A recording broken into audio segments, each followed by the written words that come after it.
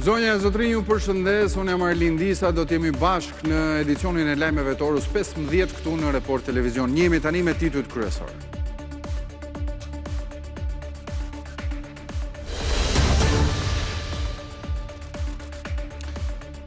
Teherani ka marrë në dorëzim planin amerikan prej 15 pikash bëjnë të ditur burime mediatike sipas të cilave brenda 2 ditëve të ardhshme Irani pritet të kthejë dhe një përgjigje.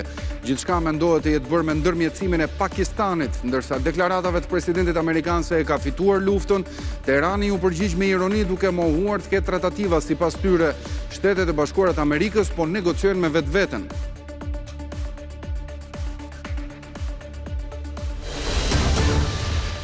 Prej një jave tashmë në Shqipëri çmimi i naftës duket se është fiksuar në vlerën e 214 lekëve për litër pavarësisht luhatjeve në bursë. Shqiptarët po zgjedhin të drejtohen vendeve fqinje, ku diferenca e çmimit është e konsiderueshme. Kështu ka ndodhur me zonën e juglindjes së vendit, banorët e së cilës po furnizohen në Maqedoninë e Veriut duke e marrë 1 litër nafte me afro 140 lekë për litër. Për shkak të rritjes së kostove diktuar nga nafta në Zadrim, fermerët po i lën tokat djerë. 15 protestues të cilët policia i identifikoi në mesin e grupit që sulmuan me molotov institucionet dhe uniformat blu në tubimin e opozitës më 22 mars u liruan nga gjykata e Tiranës. 5 të mitur po hetohen në gjendje të lirë bashkë me deputetin Klevis Balliu. Për Bashkimin Evropian, konsultimet e gjëra publike nuk janë të negociueshme për Shqipërinë kur vjen puna tek kalimi në parlament i ligjeve dhe akteve përfshirë atyre që lidhen me integrimin. Duke folur në një tryezë për lirinë e medias, ambasadori i Bashkimit Evropian Silvio Gonzato tha gjithashtu që autoritetet vendase duhet të bëjnë më shumë për të përfshirë rekomandimet e shoqërisë civile në aktet ligjore, specifikisht kur flitet për sigurinë e gazetarëve dhe lirinë e medias. Kreu demokrat Berisha i quajti raciste deklaratat e komisioneres për zgjerimin e Bashkimit Evropian Marta Kos se shqiptarët duhet ta largojnë korrupsionin edhe nga mendësia. Sali Berisha e sulmoi komisioneren duke thënë se ka dalë në mbështetje sipas tij të një të korruptuari si Edi Rama, ndaj thotë se ajo duhet hetuar nga institucionet e Bashkimit Evropian. Dy përjashtimet e fundit në Këshillin Bashkiak të Durrësit, Berisha nuk i lidh me mbështetjen e tyre ndaj Salianit, por me bashkëpunimin që sipas tij ka nisur me mazhorancën duke i paralelizuar me Dash Sulën. Krimi në familje ku një 80 vjeçar vrau bashkëshorten dhe më pas veten ka trunditur komunitetin në Roskovec. 9 fëmijët e çiftit Rapa i dhan sot lamtumirën vetëm nënës, ndërsa trupin e të atit e kanë lënë në morg. Vllai i viktimës reagoi ashpër, duke kërkuar që autori të mos nderohet për herë të fundit dhe trupin t'ia hedhë në kanal. Kombëtarja shqiptare ka zbarkuar në Poloni, ku nesër në orën 20:45 luan ndeshjen historike për play-offin e botrorit. Sot pasdite Kuqezin do të kenë stërvitjen e fundit në tokën polake në stadiumin ku do të luhet ndeshja. Federata Shqiptare e Futbollit ndërkohë ka njoftuar se tribuna ku do të qëndrojnë 3000 tifozë shqiptar do të jetë mbushur plot. Për Report Televizion ish zëvendës trajneri kombëtarët Shpëtim Duro thotë se Silvinjo duhet t'i jap minuta Muçit dhe Mehmetit dhe të përsërisë ndeshjen e Leskovacit.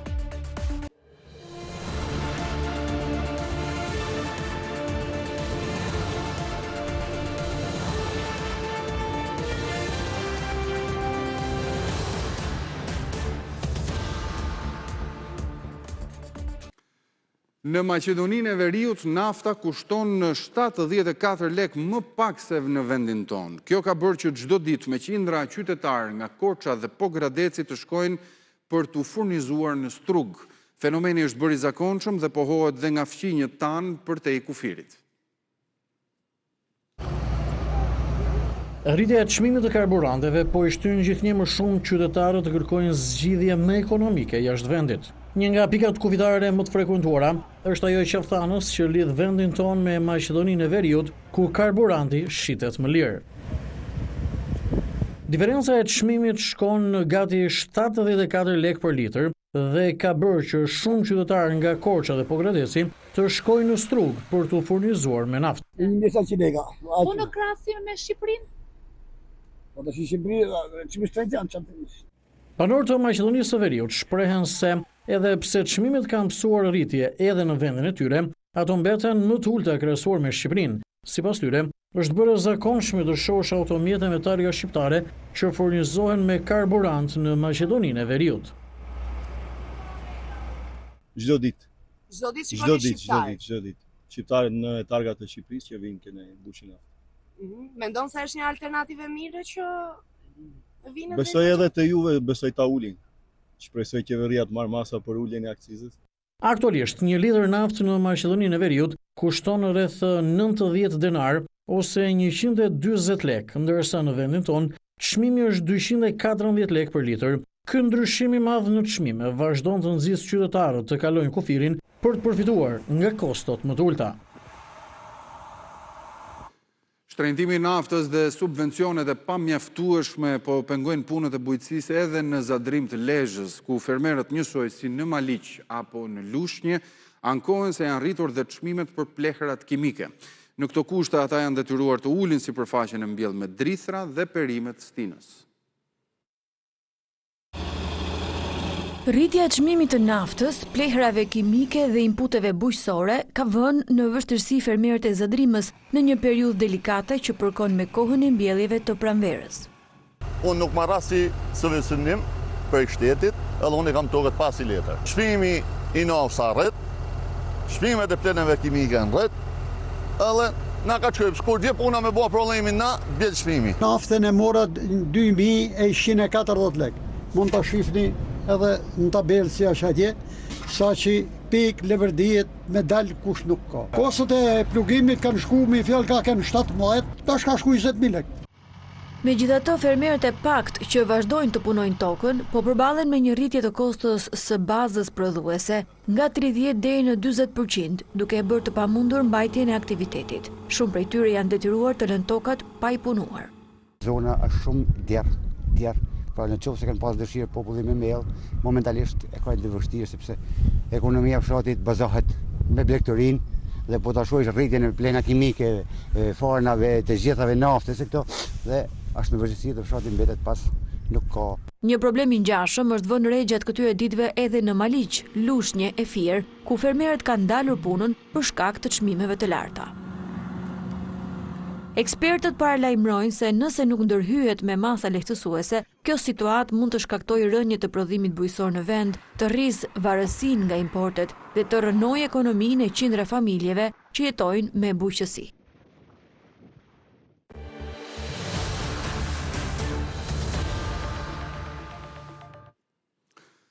Pesëmbëdhjetë protestues të cilët policia i identifikoi në mesin e grupit që sulmuan me molotovi institucionet dhe uniformat blu në tupimin e fundit të opozitës u liruan nga gjykata e Tiranës. Në 7 protestat e fundit të opozitës nga dhjetori i vitit kaluar deri më 22 mars janë arrestuar 74 militantë, por të gjithë janë liruar nga tokat e zeza pavarësisht se dhuna e tyre ka çuar në spital 10 efektiv me djegje. Autorët, organizatorët dhe nxitësit e dhunës do të mbajnë përgjegjësi për paraligjit. Kështu paralajmëroi ministri i Brendshëm Besfort Lamallari pasi vizitoi në spital 6 efektiv policie të lënduar nga molotovët dhe breshëria fishek zjarreve që militantët e opozitës qelluan ndaj uniformave blu. Por 3 ditë nga tubimi i marshim nëpër Tiranë e opozitës, 15 të arrestuar, nga mosha 19 vjeç deri në 53 vjeç u liruan. Në vendim të gjyqtares Armela Hasantari, e cila caktojnë ndaj tyre vetëm masën e sigurisë detyrim paraqitje. Mes tyre dhe një grua 48 vjeçare arrestuar, edhe për dhunë gjatë protestave të tjera, por e liruar disa herë nga gjykatat, siç ndodhi sërish. Me 2 gishtat lart pas kafazit të xhamt në gjykat, mbrojtur nga 3 avokat të caktuar nga Partia Demokratike, të 15 arrestuarit lanë qelit e paraburgimit e duket të jenë gati për tubimin e radhës. Deputeti demokrat Klevis Balliu, koordinator për organizimin në PD, po hetohet në gjendje të lirë i dyshuar nga policia e Tiranës për 2 vepra penale, organizim dhe pjesëmarrje në grumbullime të paligjshme dhe shtyrje të miturve në krim. 5 fëmijë në 18 vjeç, gjithashtu po hetohen të lirë. Grupet e organizuara për sulm të militantëve të cilët shfaqen në tubime të maskuar në fytyrë, hodhën molotov ndaj godinës së qeverisë, Ministrisë së Infrastrukturës, afër Bankës së Shqipërisë dhe drejt mjediseve të xhamisë Namazgjas. në të gjitha protestat e opozitës, zhvilluar gjatë muajve të fundit, ku dhuna ka qenë kryefjale organizatorëve dhe grupit të zjarrit, asnjë nga të arrestuarit nuk është mbajtur në burg me vendim gjykate, qoftë edhe në arrest shtëpie. Nga 7 protesta kombëtare të zhvilluara prej 22 dhjetorit të vitit të shkuar, 6 prej tyre të dhunshme, janë arrestuar në total 74 persona, të gjithë të liruar me masën detyrim paraqitje, pavarësisht se 10 efektiv policie përfunduan me djegje të shumta në spital. Njëjtësi gjyqtari Armela Hasantari këtë të mërkurë dhe kolegët e saj, Lorena Çabej më 28 shkurt, Kejda Meçi më 20 shkurt dhe Dritan Jahjolli më 10 shkurt, i kanë liruar militantët e dhunshëm. 14 kandidatë për krye polic mbyllën fazën e fundit atë të intervistimit dhe tashmë i takon Komisionit të Posaçëm të Ministrisë së Brendshme të bëjë pikëzimin e tyre për të nxjerrë 3 emrat më të vlerësuar. Mes tyre, Ministri Besfort Lamallari do të zgjedhë një emër për ta dërguar për emërim në qeveri më pas. Drejtori i ri i përgjithshëm i Policisë së Shtetit pas largimit të Ilir Prodës pritet të shpallet brenda kësaj jave.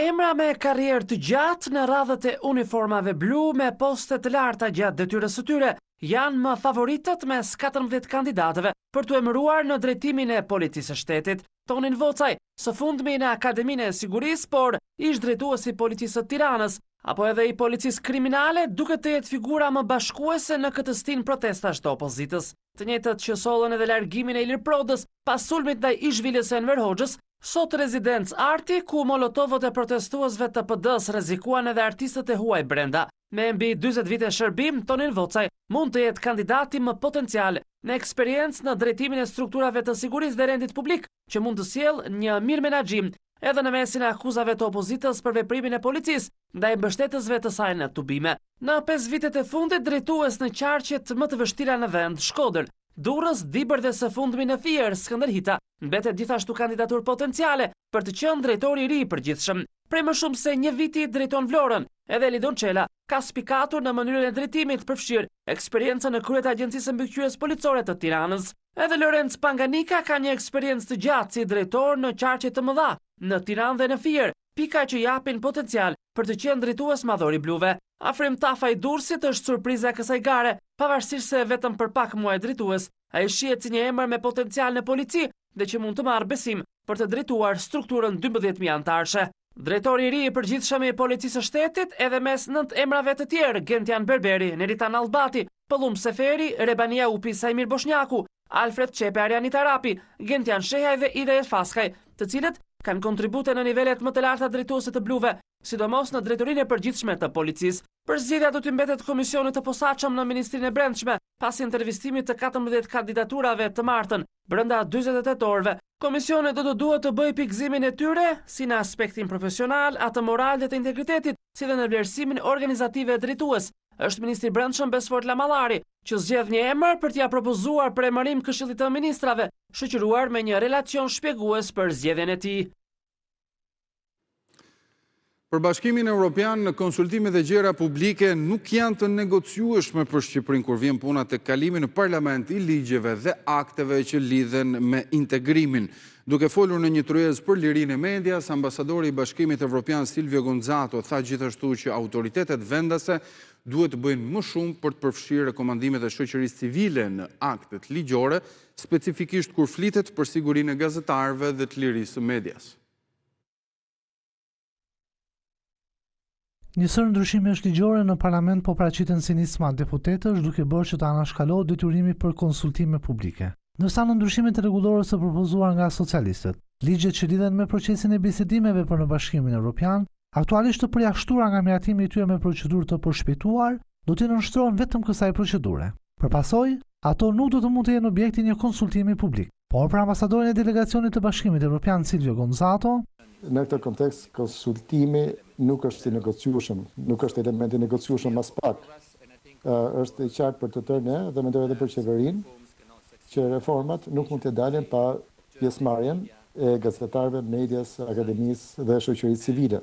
Këtë koment ambasadori bëri gjatë një diskutimi për çështjen e lirisë së mediave. Kur mazhoranca parlamentare meratoi dekriminalizimin e shpifjes për gazetarët në fund të janarit të këtij vitit, organizatat e medias vendase dhe ndërkombëtare kundërshtuan për shkak se procesi ishte bërë pa konsultime të gjera. Qeveria e quajti një arritje për shkak se kishte implementuar një kërkesë të kahershme të institucioneve ndërkombëtare, por shoqëria civile kishte kërkuar dekriminalizim të plotë dhe jo të pjesshëm të shpifjes, e cila rregullohet me nenin 120 të Kodit Penal. Ambasadori Silvio Gonzato tha se liria e medias është ndër prioritetet e Bashkimit Evropian dhe se nuk mund të konsiderohet një çështje e mbyllur, duke nuk kuptuar rrugën që ka Shqipëria në procesin e negociatave dhe që media është pikërisht tek kapitulli i parë, themelorët. Loja nuk ka mbaruar, as pak, qeveria e di. Në tërëzën e diskutimeve morën pjesë anëtarë të parlamentit të dy partive politike dhe përfaqësues të qeverisë, që e vënë theksin tek nevoja që ka vendi që të gjithë aktorët të bashkëpunojnë në mënyrë të ngushtë që rruga drejt Bashkimit Evropian të bëhet më e lehtë dhe më e shpejtë. Kreu i Partisë Demokratike Sali Berisha i quajti raciste deklaratat e Eurokomisioneres për zgjerimin Marta Kos se shqiptarët duhet të largojnë korrupsionin edhe nga mendësia.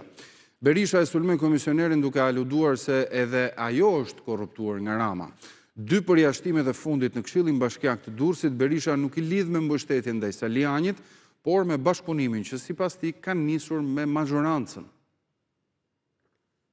Një tjetër çështje me antikorrupsionin e cila është tipike do thosha për të gjitha vendet kandidate është se mund të kesh legjislacionin më të mirë për të luftuar korrupsionin, por nëse korrupsioni pranohet në atë vend, atëherë ju keni një tjetër problem.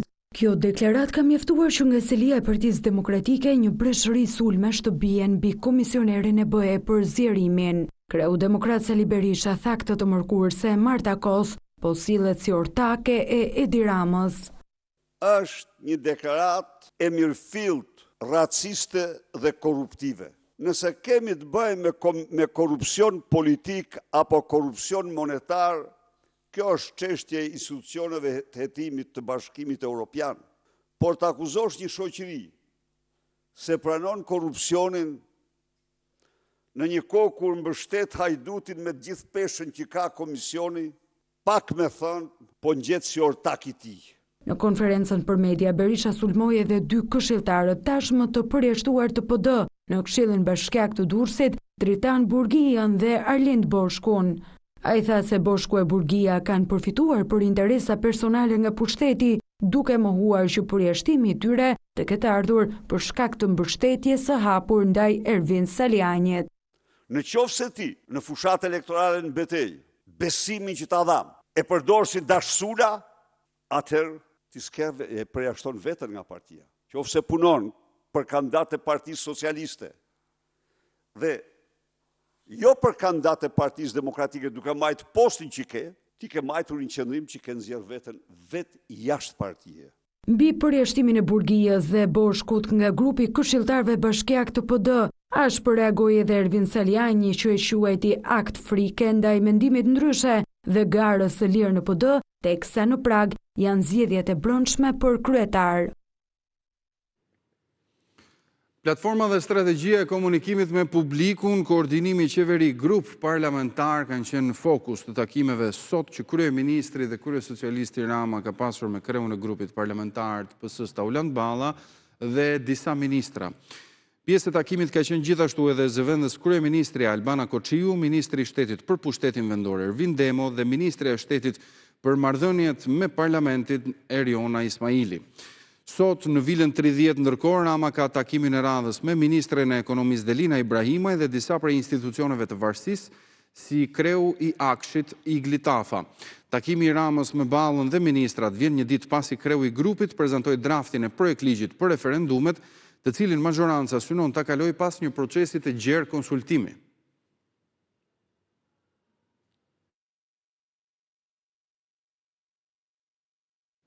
Shohim tani rezultatet e sondazhit online tek shqiptaria.com. Partia Socialiste propozon ligj për zhvillimin e referendumeve. A jeni dakord? 80.4% thonë se po, janë dakord, 14.5% thonë se nuk janë dakord, 5.1% thonë se janë të dyzuar. Pra janë përgjigjet e dhëna nga rreth 300 persona që kanë votuar deri më tani në sondazhin online tek shqiptaria.com.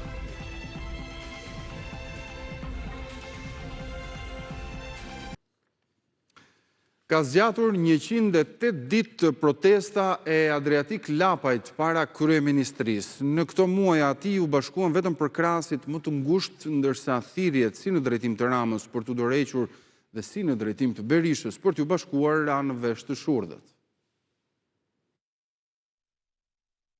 Kjo ishte gjithçka ngeli nga qendresa Adriatik Lapajt para kryeministrisë. Përshëndetje miq, do dhoni ju çfarë bën në këto orë? Pas 108 ditësh, Shqipëria bëhet mbylli protestën para godinës qeveritare, ku qëndroi prej 8 dhjetorit, ditës së rinis.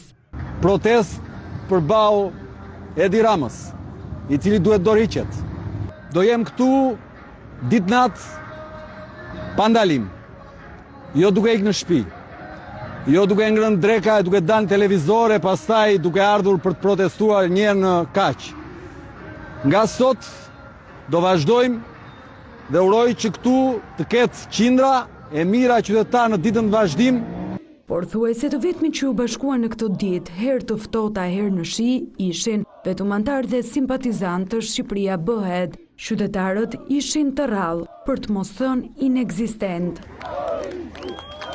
Vizitat më të shpeshta ishin nga forcat e policisë që largonin çadra e karrike të vendosura në shesh. Nuk munguan as disa episode të përplasjeve fizike mes tyre, të vetmet momente që ndiznin protestën dhe jepnin zë shëndresës në bulevard.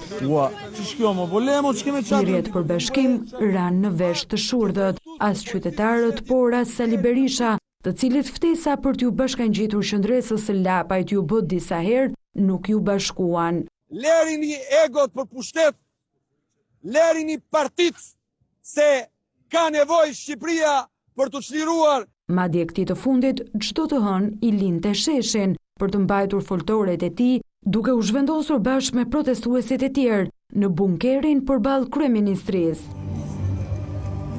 Dërsa ditët kalonin, vet Lapaj shihej gjithnjë më pak në shesh, tregues se shpresa e tij për revoltë mbar qytetare që do të sillte dorëheqjen e Edi Ramës po shuhej. Në këto më shumë se 3 muaj, Lapaj thirri në bulevard edhe disa protesta kombëtare, të cilave veç disa figurave të shoqërisë civile e disa syve kurreshtar të kalimtarëve nuk ju bashkuan qytetar. Komisioneri për mbrojtjen nga diskriminimi është pa mandat prej 3 vitesh, ndërsa detyrën vijon ta ushtrojë Robert Gajda. Tani ka marrë udhë procesi për zgjedhjen e komisionerit të ri, pasi mbrëmjen e së martës ka përfunduar gara për këtë pozicion në kuvend dhe 7 janë personat që kanë aplikuar. Lista kryesohet nga juristës së drejtës me 3 prej tyre që kanë shërbyer në institucionet e reja të drejtësisë. 7 janë kandidatët mes të cilëve do të zgjidhet komisioneri i ri për mbrojtje nga diskriminimi, 3 vite pasi ka mbaruar mandati drejtuesit aktual Robert Gajda. Mes 7 emrave që kanë aplikuar pranë kuvendit të Shqipërisë, dallojnë profesionistës së drejtës dhe ish drejtues institucionesh të drejtësisë së re.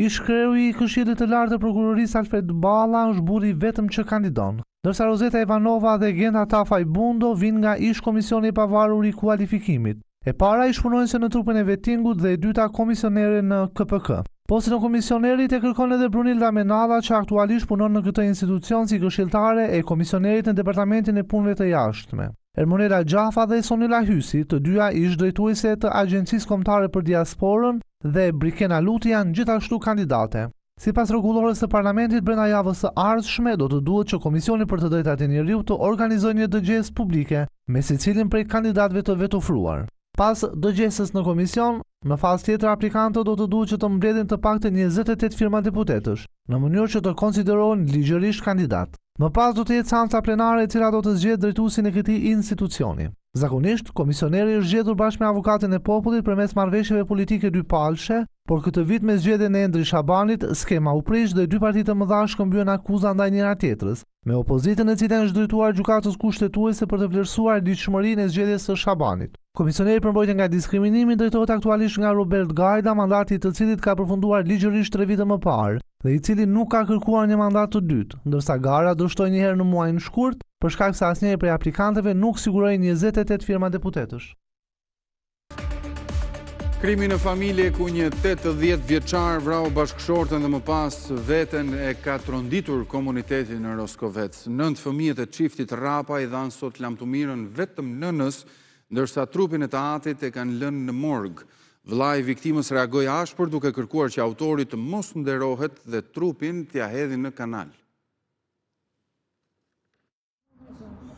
Dhimbje madhe për vdekjen e dashuri Rapajt, të cilën e vrau i shoqi në banesë.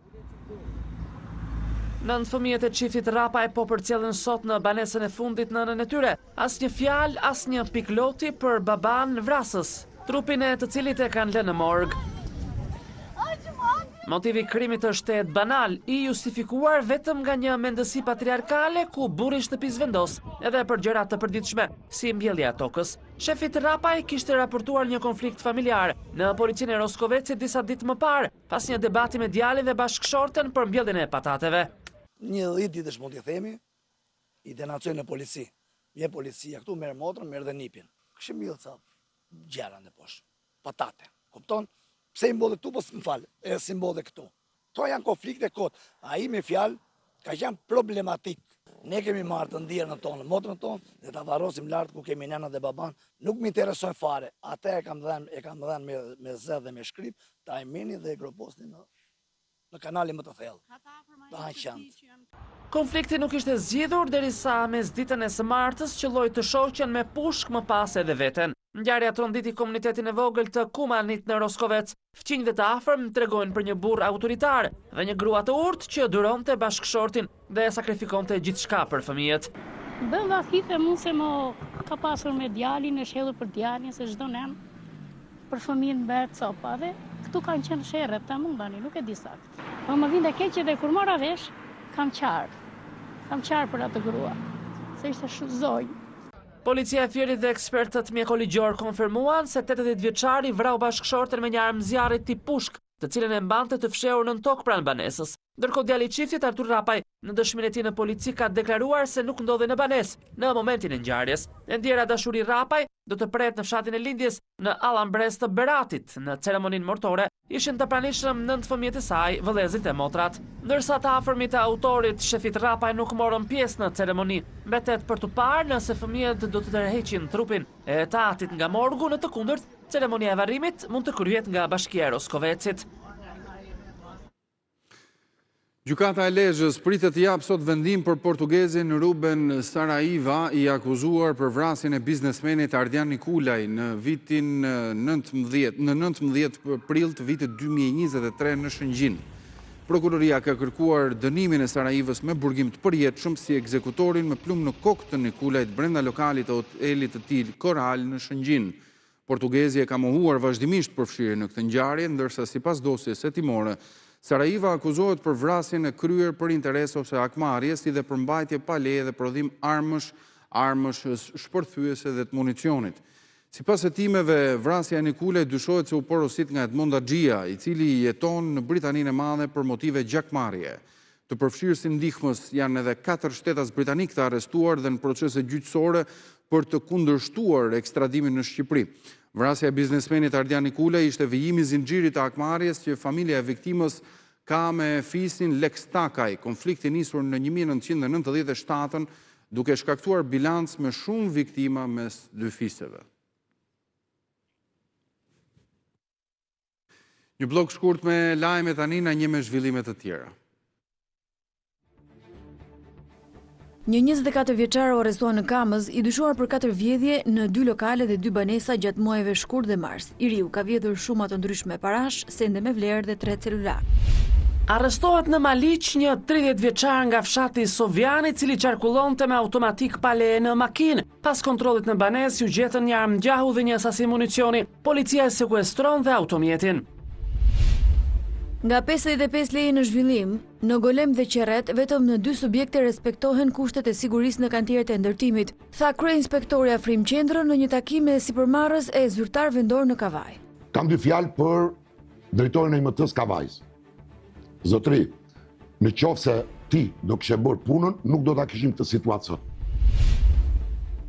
Fatmir Shima, 61 vjeç nga Kavaja, po hetohet nga policia e Fierit pasi u kap në aksin Levan Tepelen duke transportuar me kamion rreth 30 ton misër pa faturë. Malli ishte bler tek fermerët në Sarand. Ilirian Hasani, kreu i Agjencisë Kombëtare të Mbrojtjes Civile për Jugun, i kërkon pushtetit vendor të marrë masa për emergjencat pas pasojave nga përmbytjet e fundit dhe në prag të zjarreve të verës. Të flasim për Bashkinë e Vlorës, mjetet zjarrfise lënë për dëshiruar. Hapja e rrugëve, aty ku ka risk, shkurret, ferrat që mbinë aty, ato duhet pastrohen. Bashkia e Shkodrës ka nisur riorganizimin e transportit urban, një shërbim pothuajse inekzistent më parë.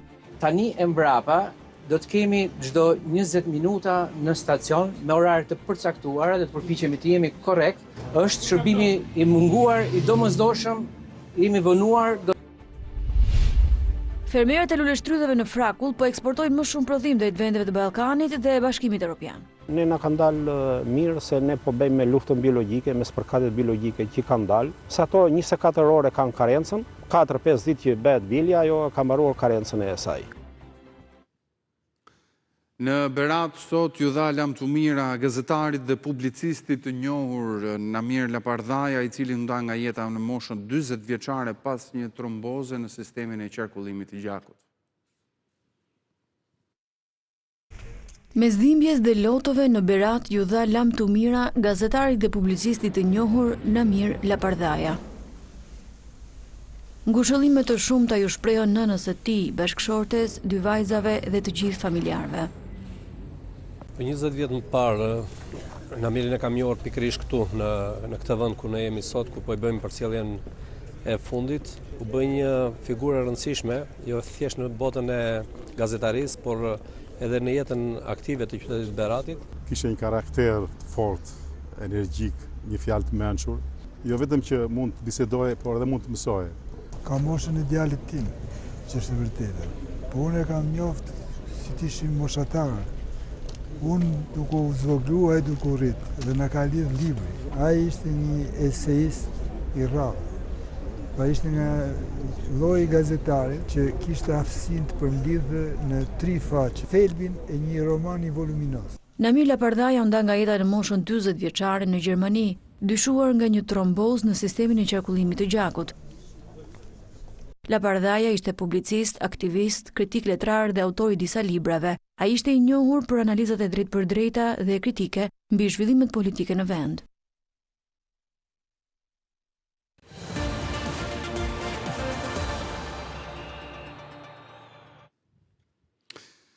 Kombëtarja shqiptare ka udhëtuar mëngjesin e sotëm drejt Polonis, pasi nesër do të luajë ndeshjen historike për play-offin e botrorit, pas 2 ditëve qëndrim në Tiranë, ku vetëm të martën kombëtarja u stërvit me grupin e plot, sot ajo ka mbërritur në Varshavë. Do të lidhemi tani me gazetarin Ernest Koçi për të folur në lidhje me pasditën e sotme dhe atë se çfarë pritet ndodh në orët në vijim rreth kombëtares dhe me afrimin e ndeshjes zyrtare. Ernest, përshëndes, atëherë si është programi për orët në vijim dhe nesër për djemt të kombëtares? Arlin, përshëndetje. Në fakt, kombëtarja shqiptare ndryshe nga sfidat e tjera të mëparshme ka patur shumë pak kohë në dispozicion për ta përgatitur këtë duel historik për Shqipërinë, por që në të njëjtën kohë është një periudhë e shkurtër kohore për gjithë kombëtarët dhe trajneri Silvinjo ka thënë se nuk duhet të jetë një justifikim. Megjithatë, pas 2 ditësh stërvitje në Tiranë, vetëm dita e dytë ka qenë me grupin e plot të 26 futbollistët e thirrur, të cilët janë vënë në dispozicion të trajnerit bashkë me futbollistët Ylber Ramadani, i cili mungoi për arsye familjare, ashtu edhe të Nazmi Gripshit dhe Myrto Uzunit, të cilët u bashkuan me vonesë për shkak të udhëtimeve të gjata si pasojë e skuadrave apo vendeve ku ata luajnë. Mëngjesin e sotëm, rreth orës 9 të mëngjesit, kombëtarja shqiptare është nisur nga Rinasi drejt Varshavës, ku ka mbërritur pak çaste më parë dhe tashmë është duke u akomoduar në hotelin ku do të qëndrojë në Varshavë. Pas rreth 60 minutash do të jetë edhe konferenca zyrtare e trajnerit Silvinjo bashkë me kapitenin Berat Xhimshiti, i cili do të flasë për ndeshjen nesër që nis në orën 20:45 në stadiumin e Varshavës, ndërsa në orën 18 është parashikuar edhe stërvitja e fundit, stërvitja zyrtare ku do të bëhen edhe detajet e fundit, përgatitjet e fundit para se kuqezin të zbresin në fushën e blerë për ndeshjen historike. Çfarë mund të themi Ernest për atmosferën, klimën, mbi të gjitha rreth vetë lojtarëve, gjendja e tyre fizike dhe një formacioni të mundshëm në lidhje me këto, çfarë e rrethon kombëtaren tani? Në fakt, Arlin, që prej ditës së hënë, por edhe më parë kur kanë bërritur disa prej futbollistëve, është pa një atmosferë me të vërtet entuziaste dhe me gjithë futbollistët të cilët kërkojnë dhe ta përmbushin dhe këtë ëndër me kombëtaren Kuqezi. E quajnë kështu sepse fillimisht ishte kualifikimi në kampionatin evropian pas arritjes së qëllimit në 2 raste, tashmë mbetet edhe botrori për ta çuar Shqipërinë drejt kompeticionit më të madh të lavdishëm për përfaqësuese. Sigurisht, për këtë ka folur fillimisht Elsej Dysa, i cili ka thënë se me kualifikimin në botror do ta quante të mbyllur kapitullin e tij në kombëtare, por të njëjtën gjë ka përsëritur edhe me sfushori tjetër i kombëtarës Qazim Laçi, por edhe trajneri Silvinjo, i cili duhet theksuar se ka një kontratë që zgjat deri në muajin korrik, por në rast se gjithmonë në rast se nuk arrin që Shqipëria të kualifikohet në botror, më shumë mundësi këto mund të jenë edhe 2 ndeshjet e fundit që trajneri brazilian do të ketë në drejtimin e kombëtares shqiptare. Ka patur shumë pak kohë për të përgatitur formacionin, por në përgjithësi trajneri Silvinjo njihet si një trajner i cili shumë rrallë ndryshon vetëm në kushtet kur diktohet nga detajet të cilat kanë bën me formën e lojtarëve, por edhe me dëmtimet e tyre, siç është rasti i Erej Manajt apo Mirlin Dakut, që do të mungojnë në këtë sfidë kundër Polonisë për Kuqezin. Për sa i përket formacionit, janë bërë, le të themi, disa prova, duke filluar me Strakoshën në port dhe 4-shën e mbrojtjes të pandryshuar mes Hysajt, Ajetit, Gjimshitit dhe Mitajt. Për ta theksuar disit Gjimshiti dhe Ajeti pritet ta nisen nga minuta e parë, edhe pse Ardian Ismaili me Torinon po zhvillon një kampionat shumë pozitiv në Serie A, por për shkak të lidhjes ose kimisë ose mënyrës si mbrojnë në fushën e Gjelbër, kur këto 2 futbollistë janë në repartin e mbrojtjes të kombëtarës, pritet që edhe nesër Gjimshiti dhe Ajeti të jenë në qendrën e mbrojtjes. Për sa i përket repartit të mesfushës, Kristian Aslani pritet ta nisë nga minuta e parë, ashtu si Qazim Laçi, të mbështetur nga mesfushori tjetër Julian Sheu, i cili rikthehet të luajë për Shqipërinë pas mungesës që kishte për shkak kartonash në ndeshjen e fundit kundër Anglisë, që ishte në kualifikuese, ndërsa pikpyetjet më të mëdha janë në repartin e sulmit, por duke u referuar mungesave dhe formës që kanë futbollistët, pritet që në majën e sulmit të jetë i vendosur Myrto Uzuni, ndërsa në krahun e djathtë të jetë Nedim Bajrami, ndërsa treshja e sulmit plotësohet në krahun e majt me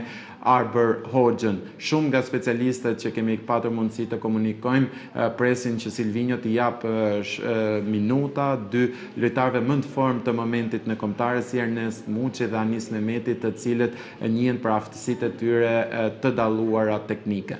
Po, në Varshavë do të ketë tifozë të Shqipërisë. Ernest, çfarë dihet në lidhje me këtë, pra me biletat dhe udhëtimin e tifozëve? Në fakt, Arlind, që prej ditës së dieshme kanë nisur tifozët shqiptar të udhtojnë drejt Varshavës. Sigurisht që do të ketë tifoz shqiptar, duke ju referuar rregullit që UEFA ka përcaktuar 5% të kapacitetit të stadiumit. Pritet që në stadiumin e Varshavës nesër, duke nisur nga ora 20:45, të jenë rreth 3000 tifoz dhe të 3000 biletat, sipas një njoftimi të bërë ditën e sotme, janë shitur dhe nuk do të ketë asnjë stol bosh në stadium për sa i përket sektorit ku do të qëndrojnë tifozët shqiptar.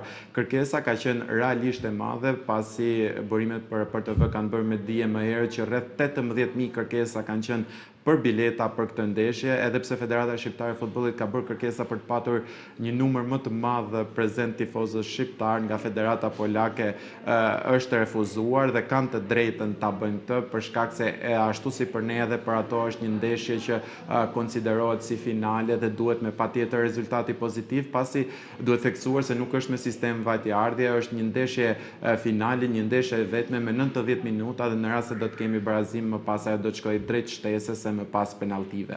Tomas Strakosha ka folur për FIFA-n apo jo? Çfarë ka thënë portieri ynë Ernest? Çfarë mesazhesh ka dhënë? Në fakt, Strakosha është parë emocional në intervistën e dhënë për FIFA-n, e ka quajtur një mundësi unike, një mundësi e cila mund vije ndoshta vetëm një herë urojmë që jo për kombëtaren shqiptare, është shprehur që portieri i kombëtarës që e pret me entuziazëm shumë të madh dhe ka filluar të mendoj për këtë ndeshje para se të niste grumbullimi me datë 23 mars. Ai e ka konsideruar gjithashtu si Hysa dhe Qazim Laçi si një ëndër për të qenë në kampionatin botror që duhet theksuar se do të jetë në Amerikë, duke nisur nga data 11 qershor deri më datën 19 korrik, por gjithsesi për të menduar deri atëherë duhet i kalojmë me patjetër këto dy sfida ku duhet theksuar se në rast se kalojmë me Poloninë nuk do të ketë kohë as për festë kombëtare shqiptare, pasi vetëm me datën 31 mars do të jetë edhe sfida e dytë, sfida finale e play-offit të botrorit, ku Shqipëria do të luajë me një mes fituesit mes Ukrainës dhe Suedis. Theksojmë se edhe në ndeshjen e dytë Shqipëria për shkak të renditjes që kombëtarët kanë në UEFA është e detyruar ta luajë ndeshjen në transfer. Po, rreth polakëve si është atmosfera? Pra, flasim gjithë për Lewandowski, po ndërkohë ekipi është me 11 lojtarë, ndoshta edhe më shumë në tërësi. Çfarë thuhet në lidhje me ta, si është gjendja e tyre? Në fakt, kanë disa probleme për sa i përket Portës, pasi edhe përveç Sheznit që tashmë është i tërhequr nga kombëtarja, por edhe portieri tjetër Skorupsi nuk është grumbulluar, por gjithsesi Lewandowski me të vërtet ka shënuar në ndeshjen e fundit me Barcelonën, por është diskutuar shumë edhe forma e tij fizike që po kalon në Katalonjë, ku sigurisht nuk është më ai Lewandowski i viteve më para, por gjithsesi mbetet siç quhet në gjuhën sportive një gjatar goli dhe njeriu më i rrezikshëm në skuadrën e Polonisë, që gjithashtu ka edhe të tjerë futbollistë yje, duke përmendur që futbollisti Zielinski, i cili po bën diferencën edhe tek Interi në Serie A, por edhe Zalewski tek Atalanta, janë ndër elementet më cilësor që ka kjo skuadër, ndërsa nëse i referohemi skuadrës në total, edhe atje ka probleme për sa i përket mungesave, por gjithsesi mbetet një kombëtare me dy fishin e vlerës për sa i përket futbollistëve në merkato. Shqipëria është rreth 100 milion euro, ndërsa Polonia shkon rreth 200 milion euro. Duhet theksuar Arlind se për Shqipërinë është hera e parë që kërkon kampionatin botror, ndërsa për Poloninë në rast se kualifikohet kjo do të jetë hera e 10 dhe është një kombëtare që në 2 raste ka arritur që të shkojë deri në gjysmëfinale të botrorit duke zënë edhe vendin e tretë. Kjo tregon për rëndësinë, supermatësinë e kësaj skuadre, por që ashtu si shumë specialistë edhe kanë thënë, urojmë që trysnia, por edhe numri i tifozëve në stadium le të kalojë ndoshta edhe pak në presionin e Polonisë, pasi në ndeshje të tilla edhe trajnerët e thonë duhet me patjetër edhe pak fat. Ernest Koçi, të falenderoj për këtë lidhje. Ishte gjithçka për këtë edicion lajmesh, unë ju falenderoj për vëmendjen, bashkë, mirupafshim.